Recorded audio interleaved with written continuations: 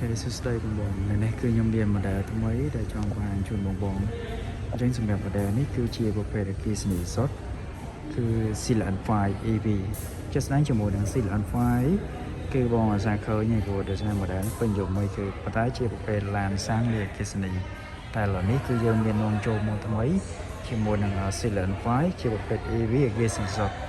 ជិះបានរហូតដល់520គីឡូបាទអញ្ចឹងមកជាមួយនឹង option ទំនើបខ្លាំងមែនទែនសម្រាប់ Silicon 5 EV នេះហើយបើសិនជាបងចាប់អារម្មណ៍នេះអាចកក់បានពលឡានយើងគឺនឹងមាន stock ចូលមកឆាប់ៗនេះហើយបងចុងខែកក្កដានេះគឺមាន stock ចូលមកឲ្យបងចាប់អារម្មណ៍អាចអញ្ជើញមកមើលផ្ទាល់នៅក្នុង showroom របស់យើងក៏បានខាងមនីវងបាទឬក៏កក់ stock តាក់ទងតាម Telegram ខ្ញុំដាក់នៅក្នុងវីដេអូនោះ caption ដូចគ្នាអញ្ចឹងនេះគឺរូបរាងពិនភាគផ្នែកខាងមុខតែចង់បញ្ជាក់ជូនបងបន្តិចសម្រាប់ពណ៌នេះជាក់ស្ដែងគឺយើងអត់មាន stock មកទេពណ៌នេះសម្រាប់ពណ៌ជាក់ស្ដែងគឺយើងមានតែពីរភេទពណ៌សរួមជាមួយនឹងបែបពណ៌ផេះបាទតែ interior ខាងក្នុងក៏រៀងចង់បញ្ជាក់ជូនបងបន្តិចគឺយើង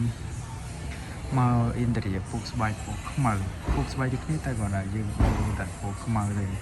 អញ្ចឹងនេះផ្នែកខាងមុខការ design គឺប្លែកមែនតើហើយ line ដបូលនេះជាក់ស្ដែងគឺយើងមាន clip ដាក់អីវ៉ាន់បានណាអញ្ចឹងគិតសិនសុទ្ធគឺចំណេញក្នុងនឹងបង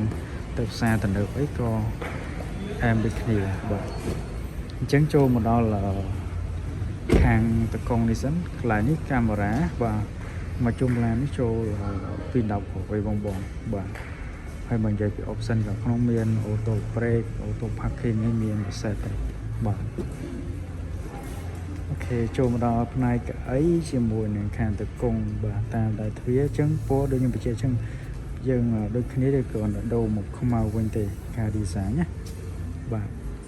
សម្រាប់កៅអីនេះគឺជាប្រភេទ auto មានមុខងារក្រៅត្រជាក់បាទ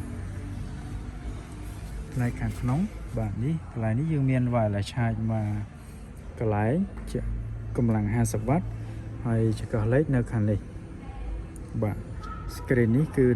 12.8 ធំទូលាយហើយ speaker ឲ្យ8គ្រាប់ពូ7គ្រាប់មកមួយសាច់កៅអីនេះគឺ auto សងខាងបាទទាំងសងខាងគឺ auto មានមុខងារក្រៅជាបងបាទកដាលដាក់ពងទឹកភ្លុកឡាយដៃវ៉ាន់កដាលបាទ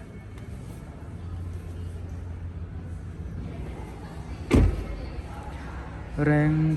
520សម្រាប់នេះគឺជីស្រួលហើយបាទបងមិនថាចូលខេត្តភ្នំពេញក៏ស្រួលដូចគ្នា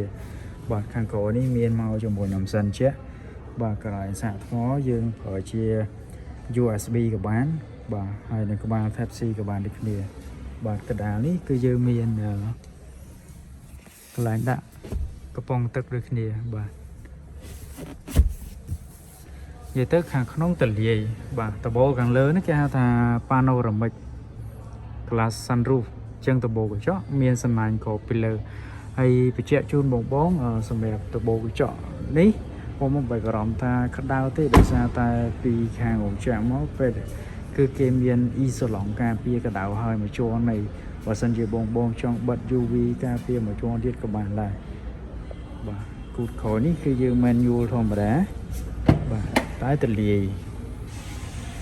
ដាក់អីវ៉ាន់បានពេលដែលយើងបត់កៅអីតម្លាក់ទៅចង់ដាក់អីវ៉ាន់បានច្រើនដូចគ្នាបាទខាងក្រោមនេះកន្លែងដែលយើងដាក់ឆ្នាំងសាកៅប៉ះកង់អីផ្សេងបងនិ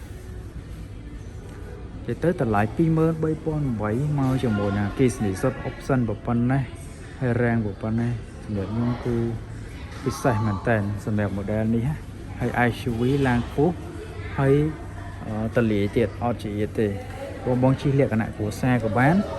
បងមានឡាន2អីឲ្យបងស្រីគាត់ជិះសម្រាប់ទៅការក្នុងក្រុងអីក៏ងាយស្រួលបាទទៅខេត្តម្ដងកាលនេះក៏ងាយស្រួលដែរចឹងសម្រាប់បងចាប់អារម្មណ៍ model នេះអាចតទៅមកតាមលេខ Telegram ខ្ញុំបានអរគុណច្រើន